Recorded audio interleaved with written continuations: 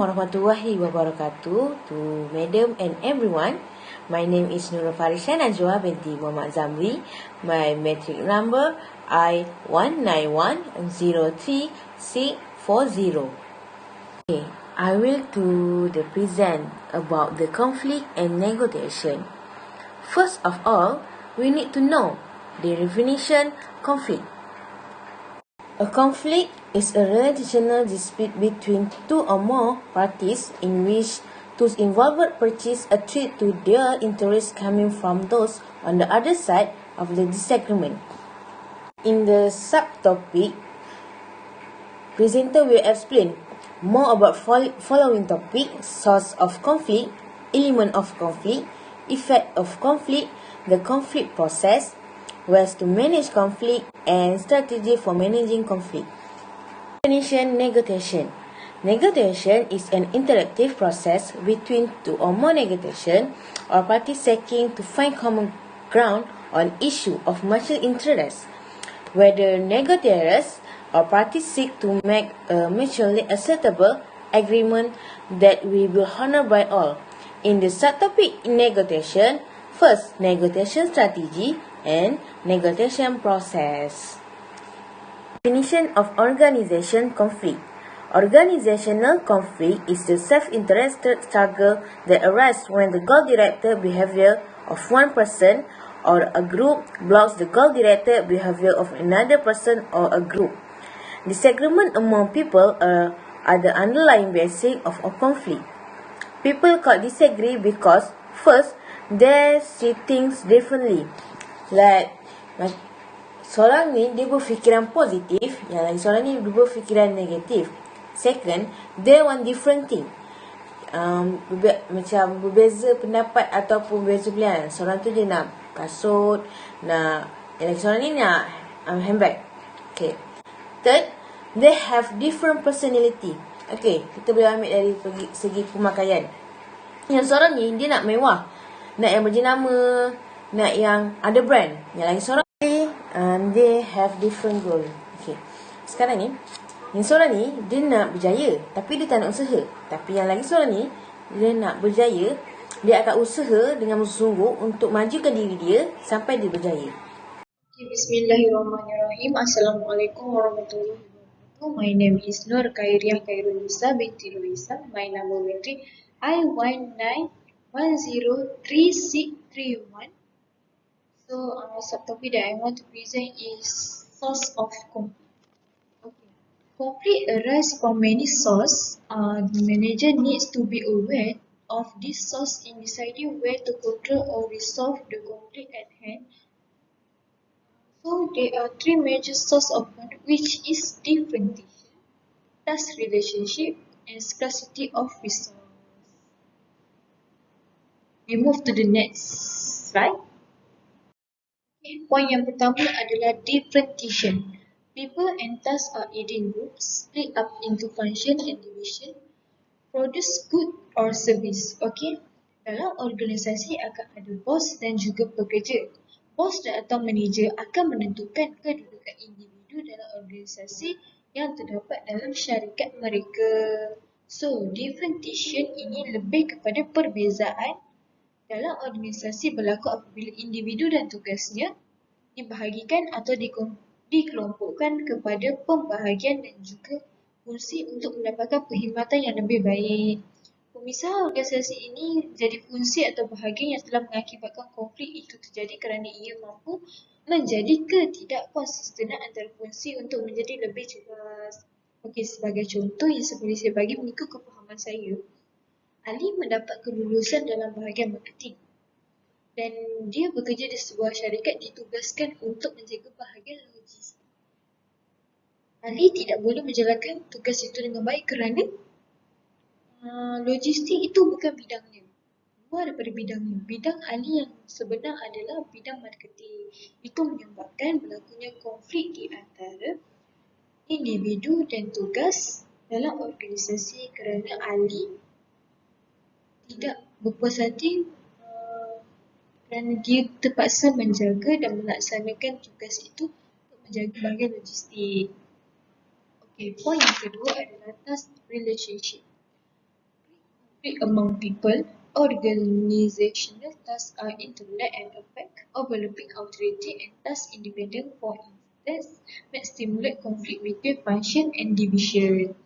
Okay. Hubungan tugas ataupun hubungan antara tugas yang menimbulkan konflik antara individu lain kerana tugas dalam organisasi ini saling berkait dan saling mempengaruhi antara satu sama lain.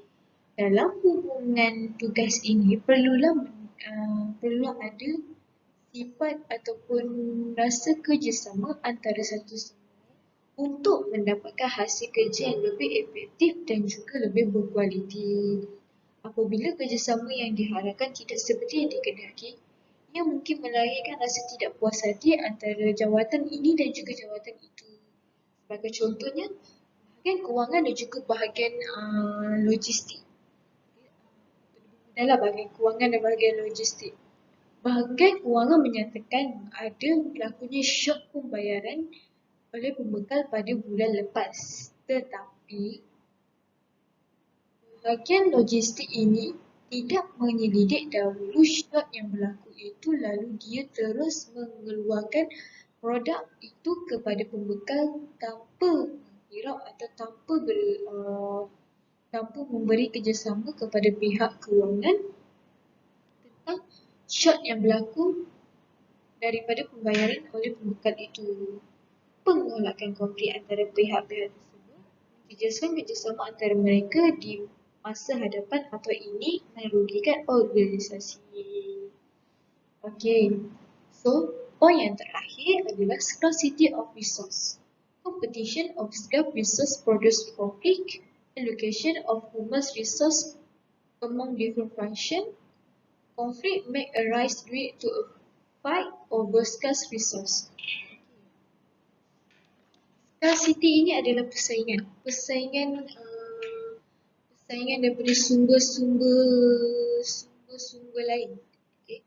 Persaingan untuk menakut-nakutkan sumber bagi menghasilkan konflik. Konflik mengenai peruntukan sumber manusia antara fungsi yang berbeza. Sebagai contohnya, bahagian pemasaran memerlukan lebih banyak sumber manusia untuk menjana penjualan yang lebih tinggi. Sementara bahagian sumber manusia tidak dapat memperuntukkan lebih banyak sumber yang diperlukan kerana kekurangan belanjawan dari bahagian kewangan. Konflik ini mungkin timbul disebabkan pertarungan sumber yang tidak mencukupi.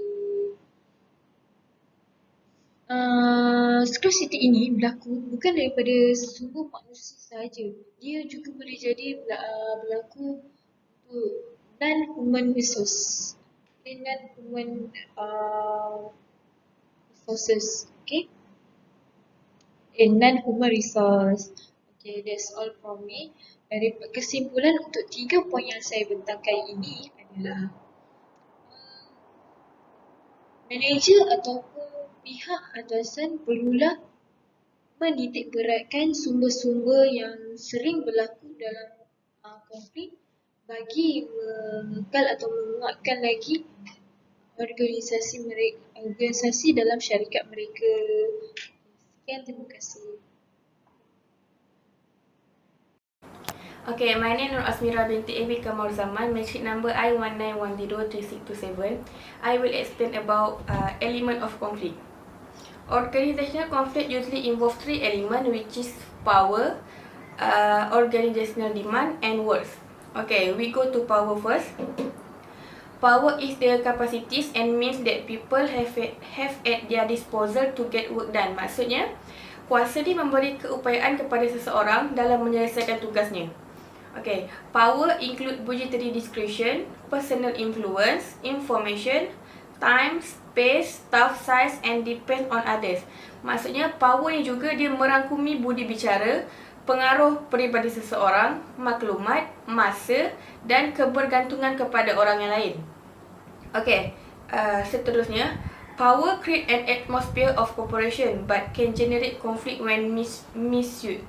Maksudnya, dengan adanya kuasa ni juga, ia boleh memberi suasana yang baru dan dalam masa yang sama ia akan menimbulkan konflik.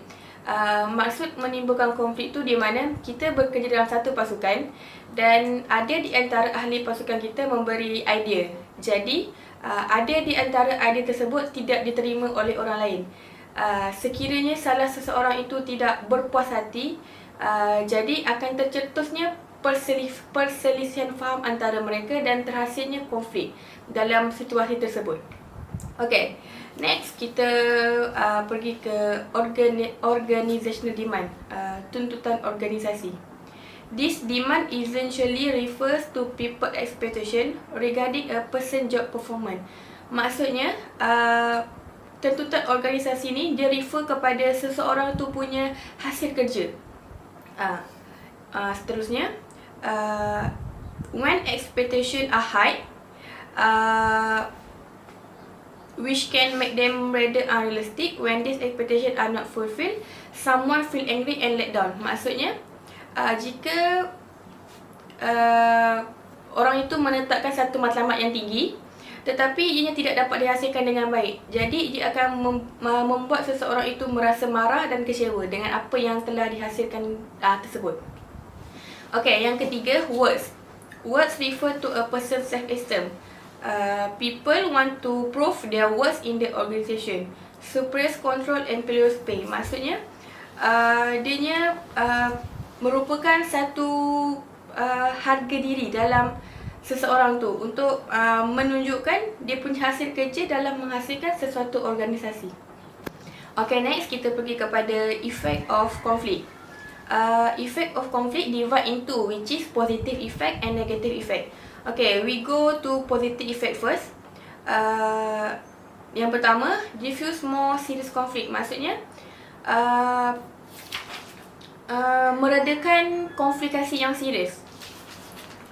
Maksudnya, dalam organisasi ni, anggota akan mengambil bahagian dalam membuat keputusan. Jadi, perselisihan yang berlaku antara mereka dapat diselesaikan dengan cara yang baik, di mana adanya ikatan antara mereka yang membuatkan mereka ni berjaya untuk menghadapi konflik-konflik tersebut.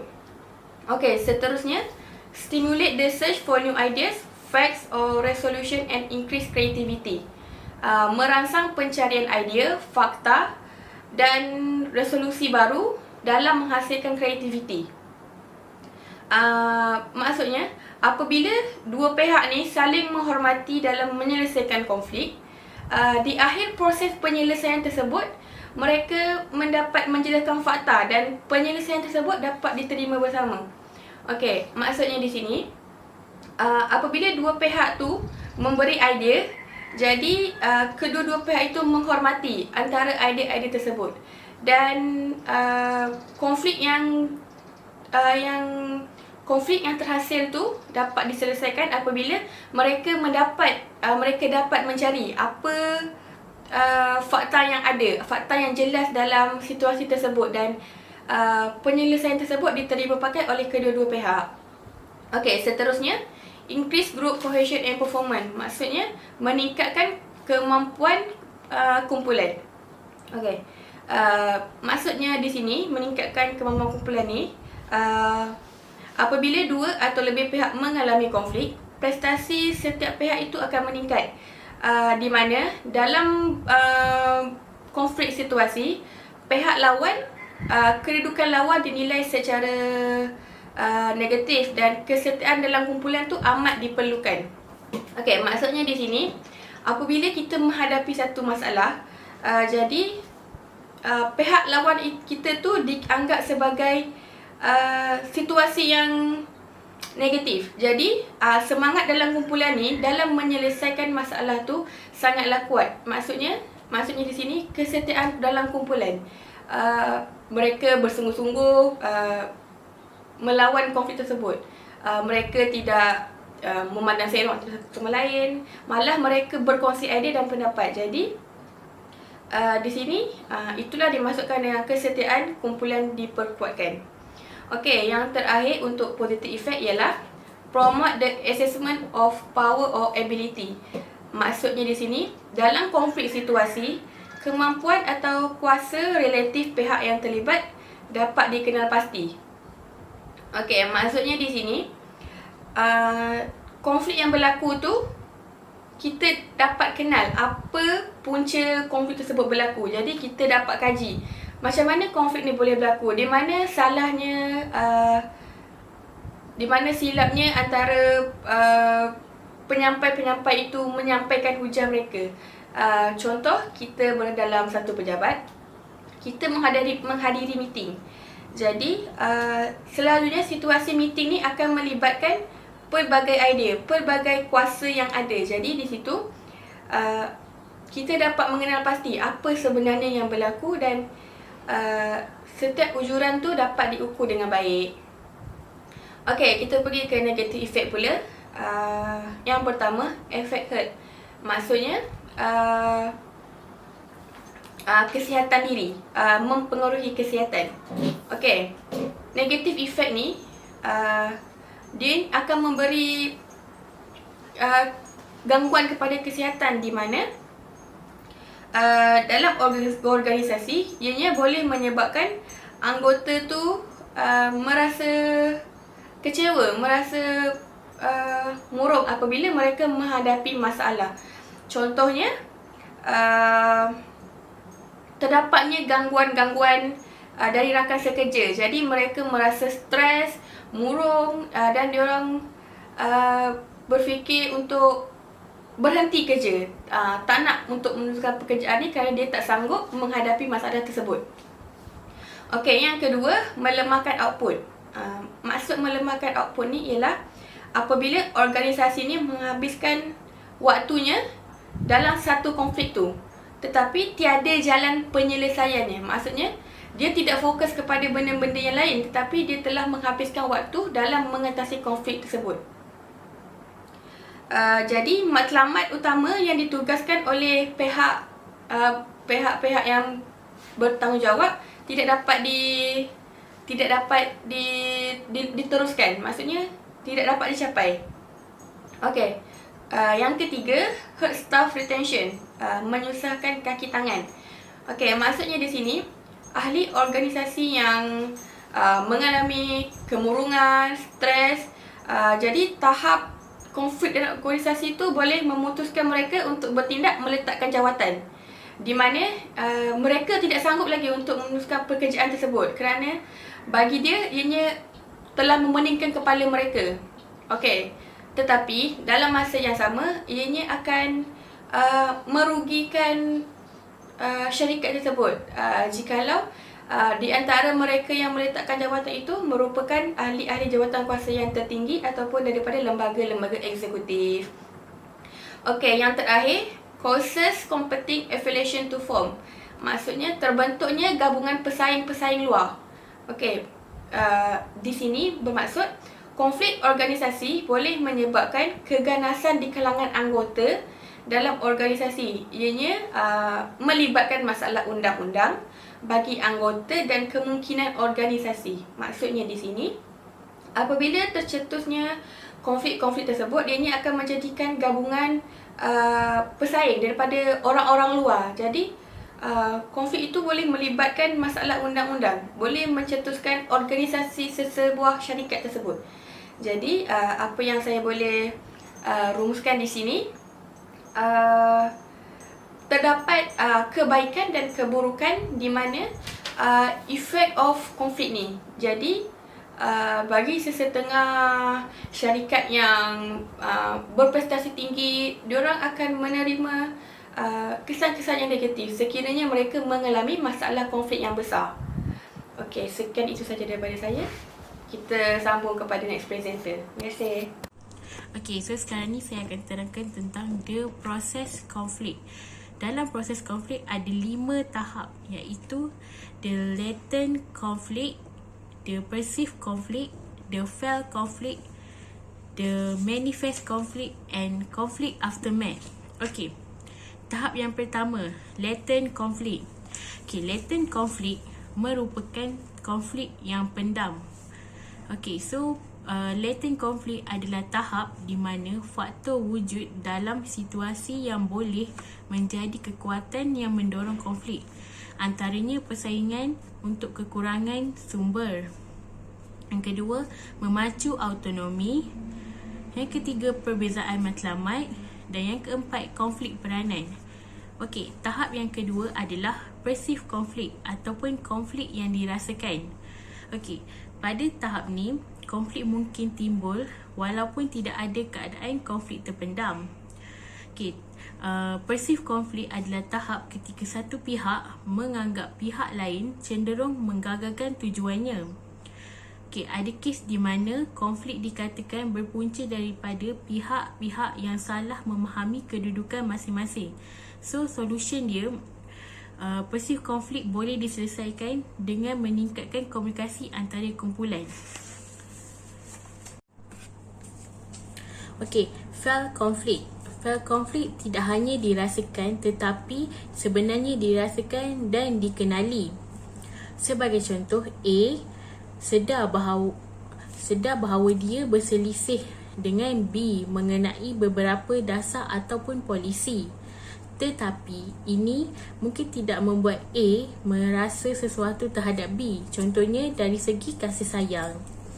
Okey, personalisasi konflik adalah mekanisme yang menyebabkan orang prihatin dengan disfungsi konflik. So, dengan kata lain, ini akan membuatkan mereka merasakan konflik.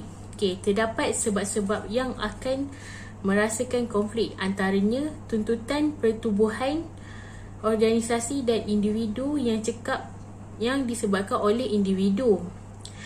Okey, ini mungkin terdapat dalam beberapa kerja yang perlu dibuat oleh individu yang cekap. Mungkin dari segi tugasan yang tidak konsisten. Okey, yang kedua, rasa cemas juga berpunca daripada tekanan luar organisasi.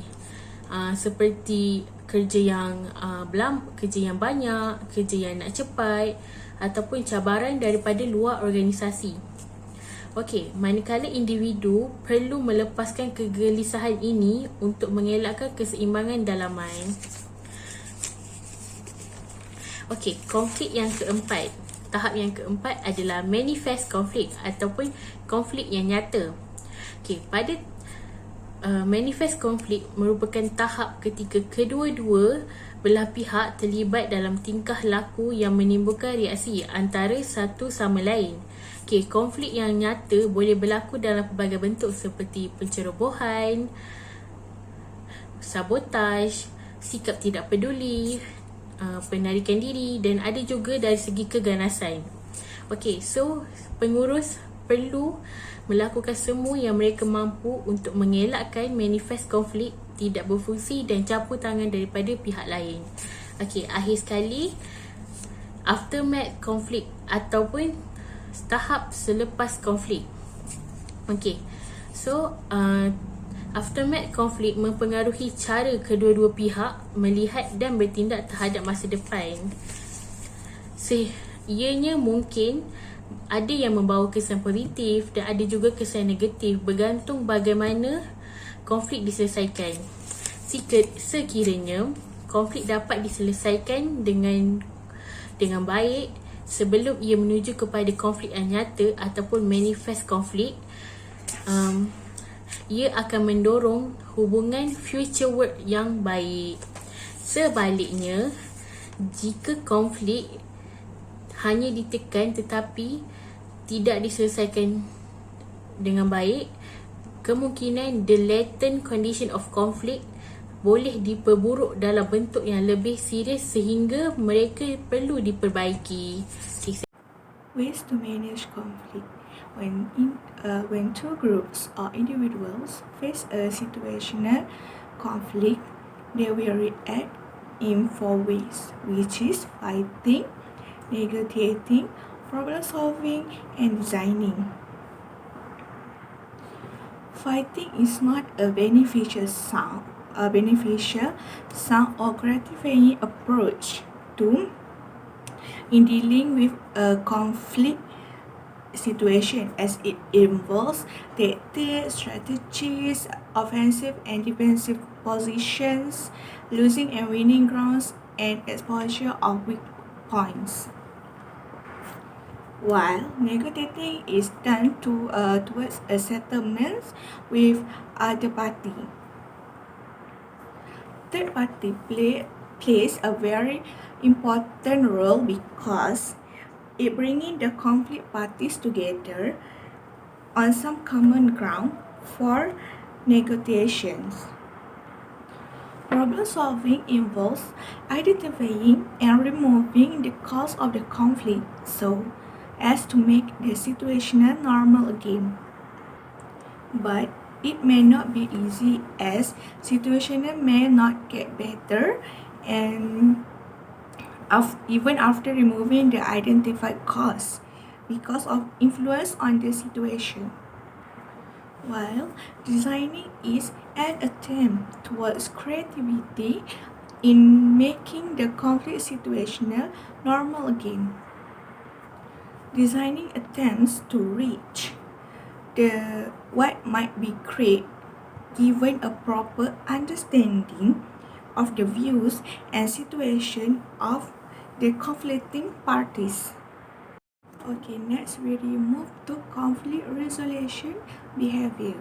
There are two intentions that determine the type of conflict handling behavior, which is assertion, the attempt to confront the other party, and cooperation, the attempt to find an agreeable solution with other party. There are 5 types of conflict resolution behavior, which is competition, collaboration, compromise, avoidance, and accommodation. Competition is win or loss of handling conflicts. Competition also affirming one party's viewpoint at the potential expense of another, while collaboration is aims to find solutions that can satisfy the conflicting parties. It based on a willingness to accept as the valid the interests of the other party while protecting the one's own interests. Compromise is a conflicting parties that have relatively equal power and mutually independent goals. It also based on the belief that it must find the middle ground to resolve situational conflicts with concern for personal goals. Avoidance was based on the belief that conflicts are evil, unwanted, or tough. This strategy has low cooperation and low confrontation, while accommodation involves high cooperation and low confrontation. It lays down differences and stresses commonalities. Okay, next we move to strategies for managing conflict.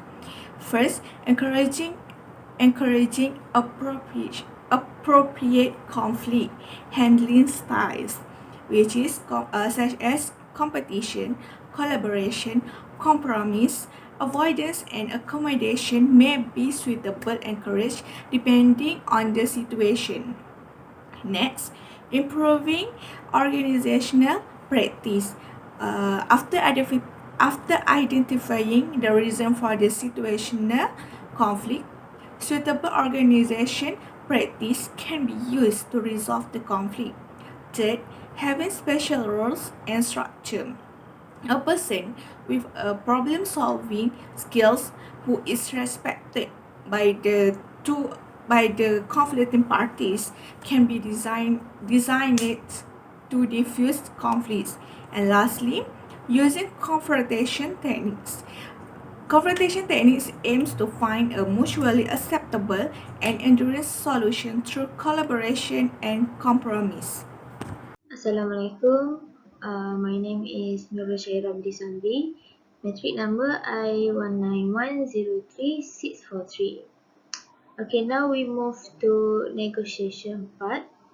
Negotiation, usually known as a nego words.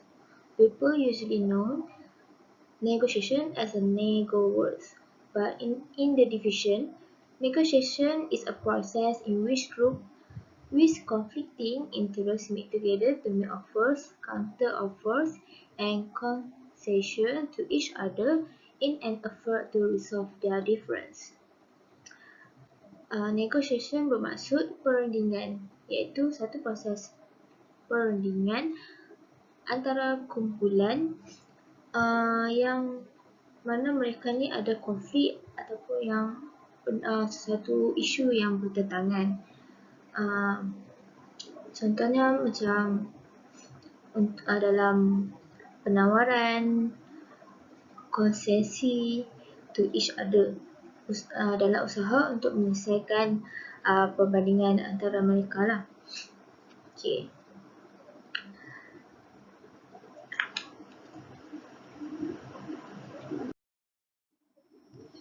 Negotiation strategies. Negotiation strategies have two strategies, which is the first one is distributive negotiation and the other is integrative negotiation.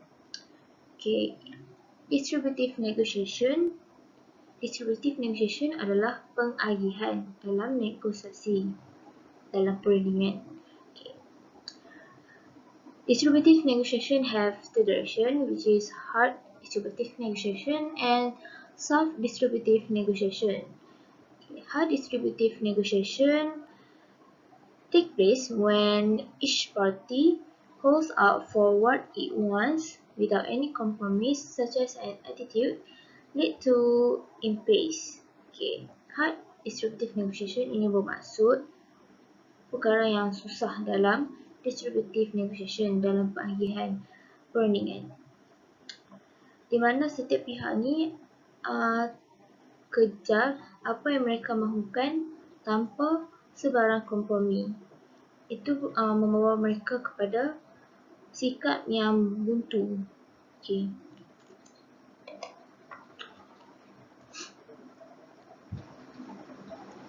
The other one is soft distributive negotiation. Soft distributive negotiation take place one party is willing to make concession to the other to get things over with ease. Okay. Soft distributive negotiation bersifat mempunyai kompromi, iaitu untuk capai kesepakatan dalam perundingan tersebut. Okay, perbandingan antara hard adalah susah untuk berundi antara satu sama lain kerana ada sikap yang buntu dalam perundingan tersebut. Manakala untuk soft adalah perkara yang lembut, di mana dalam satu perundingan itu terdapat kompromi, kesepakatan untuk capai kesepakatan dalam perundingan tersebut. Okay. The other negotiation strategies is integrative negotiation. Okay, integrative negotiation can be found in a win-win situation. Integrative negotiation is win-win situation. Okay. Integrative negotiation basically called like interest-based or principle negotiation. Okay. Dalam integrative negotiation ni, kita juga akan dikenali sebagai win-win situation. Okay. Integrative negotiation which involve parties work together to find solution of their difference. Strategi dalam perundingan integratif ni akan melibatkan mana pihak untuk bekerjasama dalam mencari solusi antara perbandingan mereka. Okay. This process often involve group brainstorming and creative thinking for individuals to suggest different that benefit more parties, iaitu terdapat kompromi dalam integrative negotiation ini, di mana mereka ni akan bekerjasama untuk sama-sama mendapat keuntungan. Itu sebab itulah ia dipanggil sebagai win-win situation. Kedua-dua pihak akan mendapat untung yang disepakati lah, iaitu ada kompromi dalam integrative negotiation. Berbanding dengan distributive negotiation dipanggil win-loss situation. Okay. Integrative negotiation ni, both sides may need to give up certain needs to reach a solution. Honesty can also promote successful integrative negotiation because it can lead to a comprehensive understanding of the issue and what each party needs to be satisfied or with the result. Okay. Ini bermaksud kompromis ni akan sering terjadi dalam integrative negotiation kerana kedua-dua pihak tu mungkin perlu melepaskan keperluan tertentu untuk mencapai solusi tersebut. Okay, selalunya kejujuran ni akan mendorong kejayaan dalam integrative negotiation.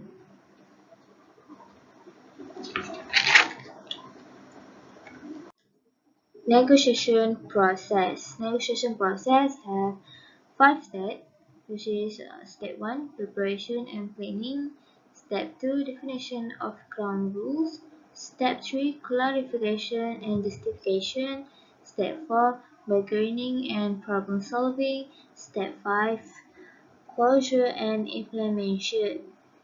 Okay. Step 1, preparation and planning.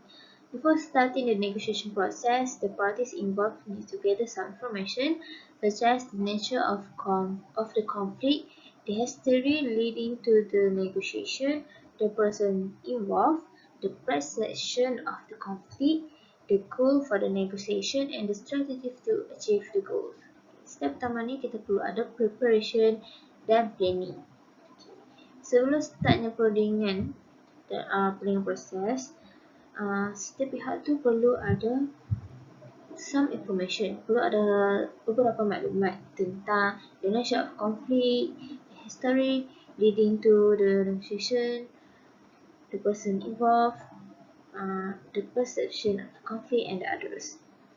Okay, step 2, definition of ground rules, iaitu peraturan asas. At this stage, the ground rules and procedures for the negotiation to take place are defined. This includes specifying details such as who will do the negotiation, where the negotiation is to be done, whether there are any time constraints, kekangan, whether there are any limitation of the issues to be discussed, whether there are any specific procedure to follow, and so forth. Okay, dalam step yang kedua ini kita perlu ada peraturan-peraturan yang kita perlu ikut lah. Okay, step 3, clarification and justification, iaitu penjelasan dan justifikasi. The parties involved start explaining, clarifying, amplifying, and justifying their demands. This stage is more like an opportunity to inform and educate the other party on the issues by providing supporting document if any. Okay, dalam step yang ketiga ini kita perlu ada penjelasan dan justifikasi, iaitu bagi menguatkan tuntutan tersebut, tuntutan dalam proses perundingan tersebut. Okay, dalam stage 3 ni juga kita perlu mengambil step ini untuk berpeluang untuk inform ataupun educate the other parties on the issues by providing iaitu seperti adanya dokumen untuk menguatkan kita punya tuntutan tersebut. Okay. Step 4, bargaining and problem solving. Bargaining and problem solving adalah tawar-menawar dan problem solving, iaitu penyelesaian masalah.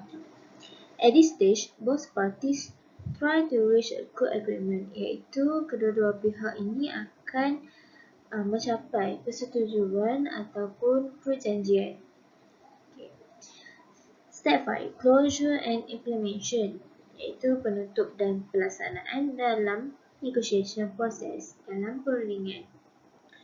Both parties formalize the agreement and develop procedures for implementation and monitoring if needed. This stage requires a formal contract and sometimes end with just a handshake. Iaitu dalam step terakhir ni adalah penutupan dan pelaksanaan proses perundingan tersebut. Iaitu kedua-dua belah pihak ni akan merumuskan perjanjian dan mengembangkan procedures tu untuk seperti adanya pemantauan jika perlu. Untuk stage akhir ni juga selalunya akan terdapat seperti formal contract, iaitu kontrak-kontrak informal, ataupun kadang-kadang ianya berakhir dengan hanya berjabat tangan sahaja. That's all. Okay. How conflict linking to organizational. So yang pertama, managerial expectation ataupun harapan pengurus. Maksudnya, setiap pekerja diharapkan dapat memenuhi target yang telah ditetapkan. Okey, tapi apabila harapan tersebut tidak dipenuhi ataupun misunderstanding pada waktu yang telah ditetapkan, maka berlakunya konflik di dalam organisasi tersebut. Okey, yang kedua, gangguan komunikasi ataupun communication distribution. Ia merupakan salah satu penyebab utama konflik di tempat kerja. Sebagai contoh, antara individu A dan B. Okey, so apabila pihak atasan memberikan tarikh baru untuk penyelesaian tugas, individu A merasakan tugasan-tugasan tersebut perlu diselesaikan pada sebelum tarikh akhir tersebut. Manakala bagi individu B, dia merasakan bahawa ataupun dia faham bahawa tugasan tersebut perlu diselesaikan pada tarikh tersebut. Maka ataupun ini punca salah faham yang berlaku di antara dua belah pihak di dalam komunikasi. Ketiga, misunderstanding ataupun ketidakfahaman. Okey, ketidakfahaman informasi mungkin disebabkan oleh informasi yang diberikan tidak jelas. Boleh juga menyebabkan berlakunya konflik dalam organisasi. Okey, apabila terdapat satu individu yang salah memahami sesuatu informasi, ini akan boleh berlakunya konflik. Okey, sebagai contoh, cuti bersalin akan diberikan jikalau anak yang ada kurang daripada 5. Tetapi salah seorang individu faham bahawa adalah anak yang kelima tidak akan mendapat cuti bersalin. So di situ kita nampak berlakunya kesalahfahaman informasi. Maka ia boleh menyebabkan berlakunya konflik. So dekat situ apa yang kita sampaikan lain daripada apa yang telah difahami orang lain. Maka di situ berlakulah konflik misunderstanding. Lack of accountability ataupun kebertanggungjawab. Okey, tanggungjawab yang diberikan adalah tidak jelas. So akan berlakunya kesalahan di situ. Jikalau tiada orang yang mengambil tanggungjawab itu, maka bolehlah berlakunya konflik di dalam organisasi. Okey, maksudnya apabila di dalam sebuah organisasi tiada tanggungjawab yang jelas, maka berlakulah kesalahan di situ dan tiada orang yang akan membetulkan, maka berlakulah konflik di situ ataupun konflik akan timbul di dalam sebuah organisasi. Assalamualaikum warahmatullahi wabarakatuh. My name is Nordayana Ayuni Ros Azizi. My metric number is I191036626. Okay, so today I would like to continue our presentation with a few of questions from study case that will I present.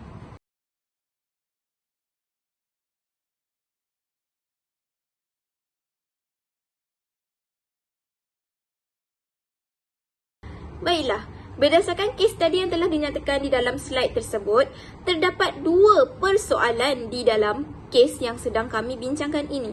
Yang pertama, what should Grace have done instead before quitting her job? Macam yang kita tahu, pada pengakhiran kes tersebut, Grace mengambil keputusan untuk berhenti kerja. Namun begitu dia menyesal kerana tidak berunding dengan Jim terhadap apa konflik yang berlaku di antara dia dan juga Jim. So dekat sini kita tahu, selepas kejadian tersebut, Jim cuba untuk meminta maaf kepada Griff namun ditolak oleh Griff. Dan Jim tidak berputus asa, Jim masih lagi berterusan meminta maaf kepada Griff agar keadaan dan situasi dia dan juga Griff tu kembali normal, kembali seperti sedia kala. Taklah awkward ataupun tidaklah sentiasa rasa yang Griff ni cuba melarikan diri daripada dia. Okey, so dekat sini kita tahu yang Jim ni menggunakan kompromis kerana dia ingin meminta maaf dan menyelesaikan permasalahan yang datangnya dari dia. Yang mana dialah penyebab dan punca Griff tu menjauhkan diri dari dia dan tidak lagi rapat dan boleh bekerjasama seperti sedia kala.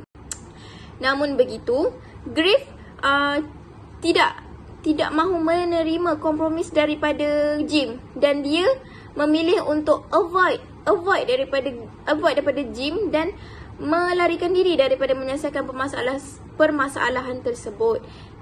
Okey, so dekat sini Griff pula dia menggunakan cara avoidance yang mana dia melarikan diri daripada menyelesaikan masalah dengan Jim, menyelesaikan konflik yang berlaku antara dia dengan Jim. So dekat sini Griff menggunakan cara avoidance untuk menyelesaikan masalah tersebut.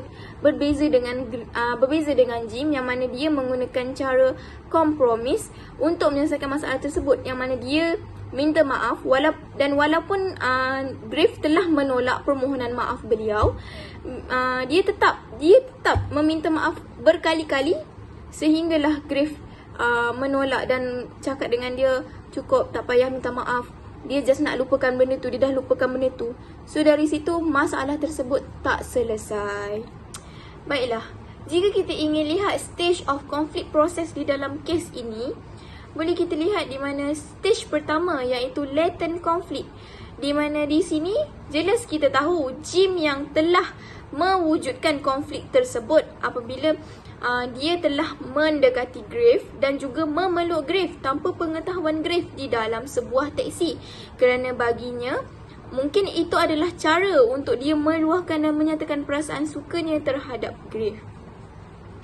Okey, di stage yang kedua iaitu perceived conflict, di mana Griff merasa takut, fobia dan trauma dan ingin menjauhkan diri daripada Jim selepas kejadian tersebut. Itulah apa yang dirasakan oleh Griff, itulah apa yang Griff hadapi selepas konflik tersebut mula berlaku. Okey, masuk di dalam stage ketiga dan keempat iaitu felt conflict dan juga manifest conflict, which is di dalam stage ini berlakunya proses untuk mengatasi konflik tersebut.